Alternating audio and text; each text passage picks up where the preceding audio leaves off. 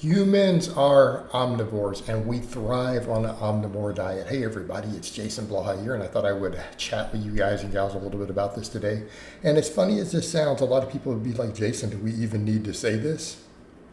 All right, do we even need to say this? That's almost a silly statement.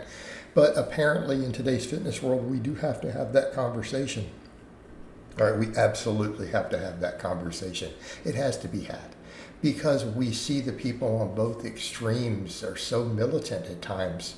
And the reality is people who follow pure carnivore diets or people who follow pure vegan diets, it's much more difficult. It is much more difficult to optimize things. It's much more difficult to optimize body composition, blood work, health markers, everything. It really is. So it's when people fall into these ideological camps, it is never going to be optimal, okay? And the truth is there's no reason to do this. And I get it, different people have their viewpoints, there's politics, there's ethics. These have become almost social movements. But what we really need is a social movement away from junk food, okay? If you want a social movement, it's, hey, let's stop eating garbage, right? And what will we place at the top of that list? Not going to be, hey, let's avoid all meat or dairy. All right, no. Hey, let's avoid all fiber and vegetables. No. No. How about let's avoid refined sugar, added fats? That would include oils, butters, right? All that. But butter, that doesn't count peanut butter. Although we could make a case it's harder to lose weight consuming nut butters. And alcohol, okay? There's your big ones. Realistically, if we look at the stuff that's causing the harm, that's your big three. That's your big three right there. Okay? Then we can get into, say, really refined meats and stuff next. You probably shouldn't be eating bacon. You probably shouldn't be eating a bunch of sausage. Okay, those are your big ones on the meat. You know, so let's, when you look at the problems with meat, that's your big ones. Those are the people who have the worst blood work. People who are fit and healthy and eat a fair amount of sirloin steak and eggs, especially like the more enriched omega-3 eggs and stuff, they have good blood work. People who eat cheese even have usually good blood work. It's not even associated with it. Same thing, we come over to the vegetables, carbohydrates, fiber. Those things are not the problem. They're absolutely not the problem. Right? It's all the refined junk.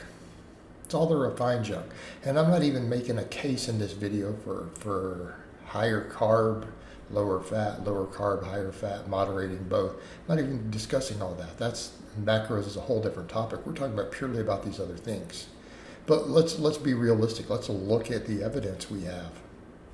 You know, I've told people for a long time, you know, it's probably healthier to be largely plant-based. But then what about when we come to body composition?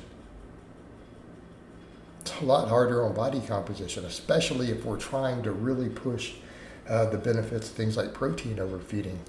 But body composition matters for health. There's the problem with that, okay?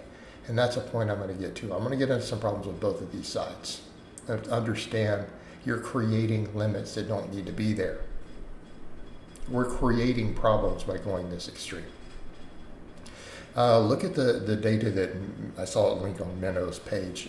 Big study comparing an omnivorous diet versus going purely plant-based with a bunch of women who lifted.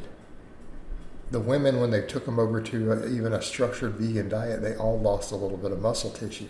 All right, whoa. That meant purely switching to that, they lost muscle.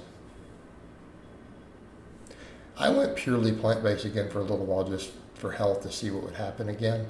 And I kind of noticed a slight regression at that point too.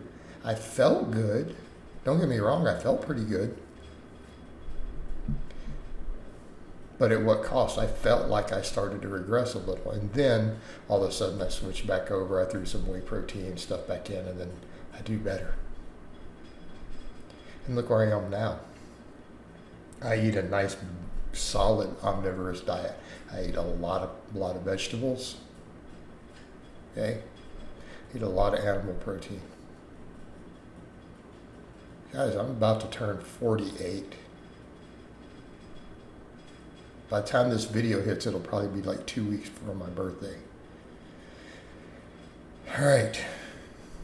We're making gains again. We're making gains. But yeah, so the problem you run into is optimizing body composition. And yes, it matters. Are we going to argue it doesn't? Look at the research on muscle. Look at the research on body fat. Generally speaking, the more muscle you have, the better a lot of your health risks become. Okay? Pretty clear. The less fat you have, the less inflammation, the less cancer, the less heart disease you have. It's pretty clear. The data on this is very strong in these. So yes, there's a point where we could argue the protein itself for people who aren't lifting or any of that, okay, yeah, protein overfeeding, not a big deal. What about people who are? Look at the benefits of the muscle to fat ratio. They're enormous. So yeah, it is hard to get enough protein and sufficient quality protein. Absolutely. In addition, we could argue about other nutrients. All right, the same thing for, look at these pure carnivore type crowds. Look at their blood work, especially if they go on the really crazy keto end. Okay? Health markers look horrific. Even if they look pretty good, their health markers are horrific. But even on the lower carb approach, look at what they're eating. Are the people who are eating moderately lean steak, even chicken thighs, salmon, with lots of vegetables, and then making sure they're getting healthy fats in there, avocados, almonds, walnuts, okay, with plenty of vegetables. Those people have good blood work on keto diets. It's when the people start throwing in all the bacon and butter and the sausage. That's the people whose blood work looks like a nightmare. The ones who start cutting vegetables and fiber too, that's whose blood work looks like a nightmare. See the problem? Okay, so these approaches work. Notice that either one, they do okay if they keep the whole foods and they avoid the garbage and they don't go too extreme. They still do okay because they're eating clean whole foods and working out. There's your key. But people tend to always do better when they do both. Every single time. When you eat a balanced diet that includes animal and protein and plant, that is almost entirely whole foods, high in protein, high in fiber, you tend to do really, really well. All right, guys, but that's really all I have to say on that today. I hope it's been informative, and I'll talk to you guys and gals next time.